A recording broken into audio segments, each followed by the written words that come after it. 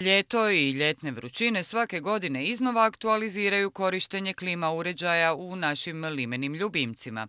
Klima uređaje bi neovisno o godišnjem dobu zapravo trebalo održavati tijekom cijele godine, pa kada bi se tako ponašali potrajali bi isto koliko i sam automobil. No rijetki su oni koji to prakticiraju, a neodržavanje može dovesti do znatnih nepredviđenih troškova.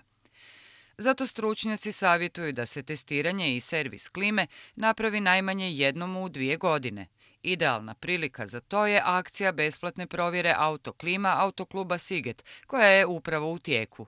Ekipe kontrolu klima uređaja u automobilima provode najmodernijim potpuno automatskim aparatima, pri čemu ne dolazi do ispuštanja plina u atmosferu, a čine to još danas i sutra do 17 sati u prostorijama autokluba Siget, Siget 17.